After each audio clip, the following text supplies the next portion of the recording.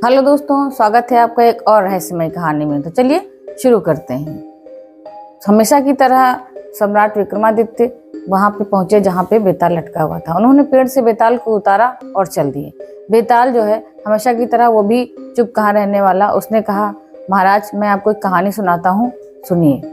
महाराज इशारे से बोले उससे, तो बेताल ने कहानी सुनाना प्रारंभ कर दिया। बेताल बोला, महाराज चित्रकूट के राजा के बहुत शिकार खेलने का शौक था। वो एक दिन शिकार खेलने के लिए गए और जाते रहे, अंदर तक बहुत भीतर पहुंच गए जब जंगल में, तो उनके साथी पीछे छूट गए और चलते चलते वो रास्ता भटक गए। जब रास्ता भटक गए तो वो जब थक गए बहुत ज्यादा, तो एक पेड़ के नीचे बैठ के आराम करने लगे। वहां पे एक ऋषि की कुटी भी बनी थी और थोड़ी देर के बाद वहां पे एक ऋषि कन्या निकली, बैठे हुए सुस्ता रहे थे। उन्होंने उसको देखा और उस पर वो मोहित हो गए। जब मोहित हो गए थोड़ी देर के बाद ऋषि भी वहां आ पहुंचे। तो ऋषि ने उनसे पूछा राजा से कि राजा तुम यहाँ पे क्या करने के लिए आए हो।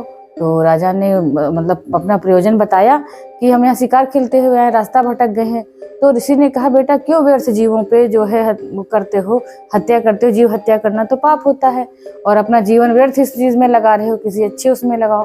तो राजा उनकी बातों से बहुत प्रभावित हुए। उन्होंने कहा, ठीक है ऋषिवर, आज से हम ये जीव हत्या नहीं करेंगे और शिकार भी नहीं खेलेंगे, कुछ भी नहीं ऐसा करेंगे जिससे किसी को कष्ट हो। तो ऋषि भी बहुत प्रभावित हुए। तो अब उसके बाद में उन्होंने उनसे पूछा कि महाराज आपसे मैं बहुत प्रसन्न हूँ, अब बताओ क्या मांगना चाहते हो मुझसे। तो अब महाराज तो इसी ताक में थे कि कुछ ऋषि बोले तो मैं अपने मन की बात कहूँ। उन्होंने ऋषि कन्या को पहले ही देखा था, इसीलिए उन्होंने सीधे सीधे ऋषि कन्या को ही मांग लिया। अब ऋषि जो थे वो बात कह चुके थे, इसलिए उन्होंने क्या किया, धूमधाम से अपनी पुत्री के साथ महाराज का विवाह कर दिया। तो अब दोनों लोग जो है वहां से उनको विदा कर दिया।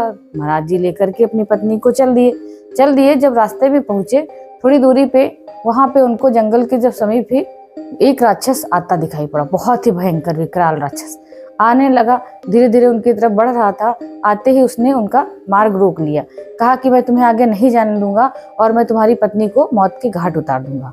अब राजा डर गए क्योंकि वो राक्षस जो है इतना विशालकाय था, लेकिन राजा के अंदर हिम्मत तो थी। फिर भी उन्होंने जो है थोड़ी देर रुके। उसके बाद फिर राक्षस ने यही धमकी दी कि अगर तुम मेरी बात नहीं मानोगे तो मैं तुम्हारी पत्नी को मौत के घाट उतार दूंगा। अगर इससे बचना चाहते हो तो तुम 7 दिन के अंदर किसी ऐसे बालक की व्यवस्था करो जो उसकी बलि दी जा सके। मैं तुम्हें 7 दिन का वक्त देता हूँ। और वो महाराज जी जो है उनकी बात मान लेते हैं राक्षस की। अपनी पत्नी को लेकर के वो अपने महल लौट आते हैं और वहां पे आकर के अपने दीवान को सारा हाल कह सुनाते हैं कि ऐसा ऐसा हमारे साथ हुआ। अब दीवान जो है कहता है, महाराज आप फिक्र ना करें, मैं कोई बात अभी बताऊंगा, योजना बनाऊंगा, तब मैं आपको बताऊंगा, मैं इस समस्या का हल निकाल लूंगा। और दीवान उनको जो है तसल्ली दे देता है। महाराज अपने महल में अंदर चले जाते हैं, अपने तरीके से रहने लगते हैं।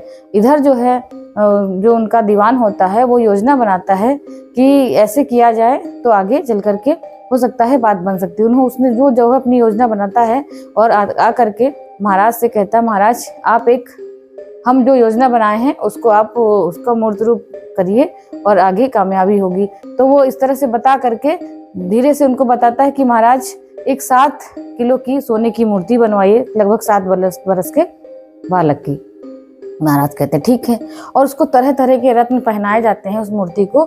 उसको पूरे गांव में, शहर में, जहाँ कहीं भी उनका राज्य था, जहाँ तक फैला हुआ था, वो मुनादी करवा देते हैं कि जो भी कोई अपने 7 वर्ष के बालक की बलि देगा उसको यह जो है सोने की मूर्ति और रत्न जड़ित जो भी उसने जेवर पहन रखे हैं और उसको कम से कम 7 गाँव इनाम में दिए जाएंगे, तो पुरस्कार के रूप में। इस तरह से मुनादी करते हुए लोग जाते हैं, गांव-गांव घूमते हैं, नगर नगर, कि कोई तो मिलेगा। तो अभी एक बहुत दूर चलते चलते जब वो रथ पहुंचता है, वहां पे एक बहुत ही गरीब परिवार रहता था। वहां पे भी 7 बरस का एक लड़का था। वो दौड़ता हुआ जाता है, अपने माता पिता को बताता है कि माता जी देखो, वहां पे वो मुनादी करवा रहे हैं, कह रहे हैं जो भी अपने बच्चे की बलि देगा 7 बरस के, उसको ये चीज मिलेगी। तो माता पिता उसके बहुत नाराज होते हैं कि ऐसे कैसे, मैं तुमको थोड़ी ना दे दूंगा किसी को।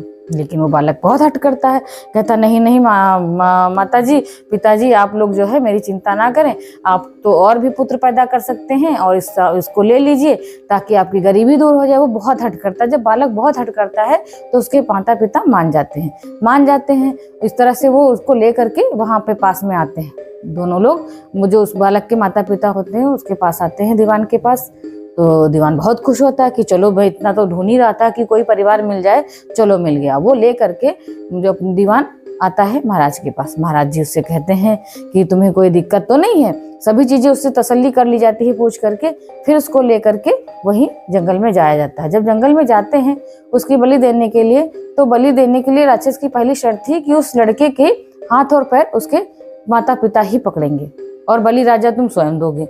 इस तरह से जब वो अपनी बात रखता है तो भाई उसने, लड़के ने जो है राजी कर लिया था अपने माता पिता को। तो एक तरफ उसकी माता हाथ पकड़ती है, एक तरफ उसके पिता, और उस लड़के को बलि देने के लिए लिटा देते हैं। उसका जो पिता होता है जो हाथ पकड़ता है एक साइड से, और उधर ही बालक ऐसे सीधे लेटता है। फिर महाराज जो है ले करके तलवार उस पर वार करने चलते हैं। वार करने चलते हैं तो बालक बहुत जोर से हंसता है। वो दोनों तरफ देखता है, अपने माता पिता को और महाराज को देखता है कि वो तलवार उस पर लेकर के वार करने जा रहे हैं। इस तरह से जब वो हंसता है, वहीं पे फिर बेताल पहुंचता है, वहां पे महाराज से पूछता है कि महाराज बताइए वो बालक क्यों हंसा? उसकी तो बलि दी जा रही थी, उसको तो परेशान होना चाहिए था, उसने हंसा क्यों इतनी तेजी से? तो महाराज कहते हैं, उनको जब चैन नहीं पड़ता बोलते हैं कि देखो उसने इसलिए हंसा, बहुत भयंकर हंसी हंसती थी उसने, और एकदम जैसे लग रहा था कि वो उपहास कर रही हो। उसने कहा अच्छा ऐसा क्यों, उपहास तरीके से क्यों हंसा? कहा वो इसलिए हंसा कि मेरी देखो मृत्यु निकट है और मेरे माता पिता ने मेरे हाथ पकड़ रखे हैं, कैसी विडंबना है। और जो हमारा रक्षक है, प्रजा का पालक है, वो राजा स्वयं मेरी बलि दे रहा है। तो इस तरह से उसने बेताल ने फिर पूछा ऐसा क्यों? कहा वो इसलिए कि अगर किसी पे विपत्ति आती है, किसी बच्चे पे या किसी पे, तो अपने माता पिता के पास जाता है। यहाँ तो स्वयं माता पिता ने हाथ पकड़ रखा, और जब वो माता पिता नहीं सुनते हैं तो प्रजापालक राजा हमारी रक्षा करता है, लेकिन राजा तो स्वयं तलवार लेके खड़े हैं। और उसके बाद अगर वो भी नहीं सुनता है तो हम जो है अपने परम पिता को याद करते हैं, ईश्वर को याद करते हैं। तो यहाँ तो कोई भी सहायता के लिए नहीं, इसीलिए बालक ने बहुत जोर की उपहासात्मक हंसी हंसी। अब जब भी बेताल जवाब पा जाता है सटीक, तो वो फिर से वापस चला जाता है पेड़ पे, जाकर के पुनः वहीं पे लटक जाता है, और महाराज उसको लेने के लिए बढ़ते हैं। फिर वो वहां पे लटका रहता है। तो ये थी आज की कहानी दोस्तों। मिलते हैं कल एक और रहस्यमय कहानी के साथ।